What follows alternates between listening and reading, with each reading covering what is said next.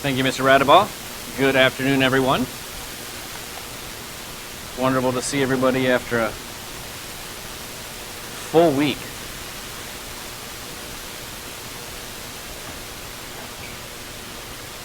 When God establishes something, He very often does it with an amazing amount of precision, especially as far as timing goes. The Wavesheaf ceremony is just one such occasion. It's not just symbolic, it was actually, in my estimation, scheduled to be exactly when it was, how it was, when it needed to be. And when we compare the timing of the death and resurrection of Jesus Christ to the Wavesheaf offering, we can see some pretty amazing, perfectly precise timing. So that's what I want to do in this message today, is look at this intentional design, that the timing of the Wavesheaf and Christ's resurrection. Looking at, again, at the timing of the Wavesheaf and Christ's resurrection. Let's turn and start off by looking at the Wavesheaf introduction here in Leviticus chapter 23. It's one of the things that I was they say that you keep learning as you read the Bible, and I've gone to Leviticus 23 countless times for the holy days.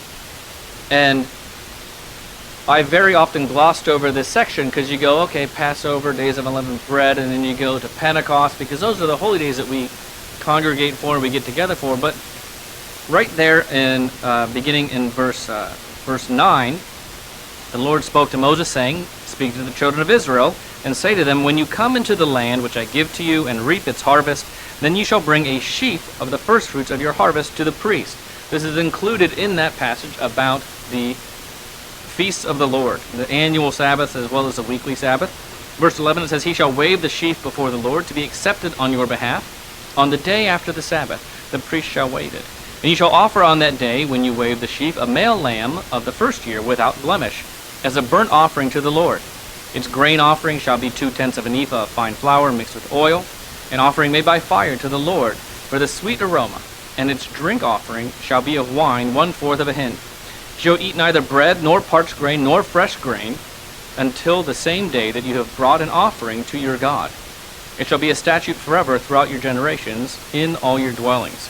So here we have the commandment to conduct the wave prior to any harvesting or any bringing in of the grain. As it said in verse 14, "You shall eat neither bread, nor parched grain, nor fresh grain, until this offering is done." Now, I think in a message I gave last year, it kind of brought out their differing perspectives on what is meant by the term Sabbath here. And so some individuals, the Sadducees and the Boethusians, they interpret Sabbath as the weekly Sabbath. Now, this is the same interpretation that we understand it to be and that we utilize in the United Church of God. And so this offering took place on the day following the Sabbath during the days of unleavened bread. This is the Sabbath and mitzvah of unleavened bread. And so what would happen is, we'll get to that. So this is the Sabbath where we would look at the Wavesheaf occurring. By contrast, the Pharisees, they were very often at odds with the Sadducees. They saw this as the Sabbath, meaning the annual Sabbath, the first holy day, the day of unleavened bread. And so the Wavesheaf would actually shift through time depending on whenever the first day of unleavened bread was, because they would then go through, and on the 16th of Nisan or 16th of Abib, they would then do the Wavesheaf offering at that time. But regardless of the various timings, what we see is that this Wavesheaf has to be presented, and it was only after that that the harvest could begin. Now, how does this tie in then with the resurrection of Jesus Christ? Let's go to Matthew chapter 28. Matthew chapter 28 and verse 1. Here is an account. This is after the crucifixion of Jesus Christ. He's buried in the tomb in verse 57 of chapter 27. Guards are set about it. And what we have here in chapter 28, verse 1 says, "Now after the Sabbath, as the first of the week began." So this is where we get the timing and the understanding of what we have, okay, because we're looking at the parallels here. So after the Sabbath, which would have been after sunset this evening, right? As the first of the week began to dawn, Mary Magdalene and the other Mary came to see the tomb, speaking of the tomb of Jesus Christ. And behold, there was a great earthquake, for an angel of the Lord descended from heaven and came and rolled back the stone from the door and sat on it. His countenance was like lightning, his clothing as white as snow, and the guards shook for fear of him and became like dead men.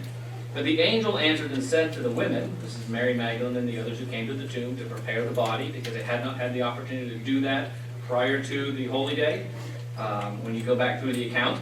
They say, do not be afraid. The angel says, do not be afraid, for I know that you seek Jesus who was crucified. He is not here, for he is risen. As he said, come see the place where the Lord lay. So, what we have here is a very important account. It's very important when it comes to timing of things, because this is the same as the sun is beginning to dawn at the beginning of the week. Right? So we're talking about the day after the Sabbath, so we're talking about Sunday at the rising of the sun. An amazing event occurs at the tomb where Jesus had been buried. And that is an angel comes, rolls back the stone and says, he is risen. So this tells us it already happened. He's not in there. They couldn't see him. The angel says, go and tell the disciples later on in verse 7. He says, go quickly and tell his disciples that he is risen from the dead. So this action had already occurred. And that's a big thing to remember when we're talking about the time. By the time that they arrived in the earliest part of the day, when the sun is rising, I don't know if you think about this, after you have a full week like we've had this week, right? You have the holy days, you have the night to be much observed, we have the Passover, all these things that are coming through. It's kind of nice to sleep in. It's kind of to be up at the earliest part of the day, though. That's when the women were there, and so this means, as we're looking at it, that it was his resurrection happened at least prior to that time. So we see a succession of events that are occurring here. Christ dies at the Passover. We understand that, and if you go back into the account, we see that he's on the cross. If you go back to Matthew 27, we can actually see this here. Okay, he's on the cross. In verse 35, they crucified him, divided his garments, casting lots, that it might be fulfilled, which was spoken by the prophet. Right, because they're dividing it, and they're watching, and they're there, and they're with him. And it is not until later that verse 45, it says, now the 6th hour, from the 6th hour until the 9th hour, there was darkness over all the land. And about the 9th hour, Jesus cried out with a loud voice, saying, Eli, Eli, lama sabachthani? That is, my God, why have you forsaken me? Right? And so he cries out, and we know that he yields his spirit up in verse 50. So this is at about the 9th hour. So we're getting later on in the day. They had to quickly put him in the tomb. So he's put into the tomb. And when you take the timing that he gave as a sign, he says, I give you no sign except for that of Jonah, the sign of Jonah, that as he was in the belly of the fish for 3 days and 3 nights, so will the Son of Man be in the heart of the earth for 3 days and 3 nights. So he's placed into the tomb. If you go 3 days and 3 nights after that, you end up at the eve, the end of the Sabbath, right? Right before the end of the Sabbath. And what is happening at the end of the Sabbath? The preparation of the Wavesheaf. It is cut down. And then the next morning it is offered to the Father. So what we see here is an amazing synchronizing of timing, if you will, or watches. And so we have what the Jews are doing, as God had outlined for them all the way back in Leviticus 23 to the nation of Israel, to prepare this Wavesheaf. And you cannot have anything until this Wavesheaf is presented to the Father. So it's prepared on the evening of the Sabbath, right after the sun goes down. They would go out and they would take samples. The priest would take samples from a couple different barley fields. They would bring it together, about an omer, and they'd have a loosely bundled batch of that. And that's what they would then wave the next morning on Sunday, on the morning after the Sabbath. Let's go to John chapter 20 here. We wrap up. John chapter 20. It's one thing to be able to look at the timing of this. It's another thing to link together what this means for us. John chapter 20, verse 17. In Matthew 28, we saw that the angel told the women, go and tell the disciples that he is risen. Okay? And in John chapter 20, verse 17, we see a different account, because he's having a conversation with the women. Remember, they had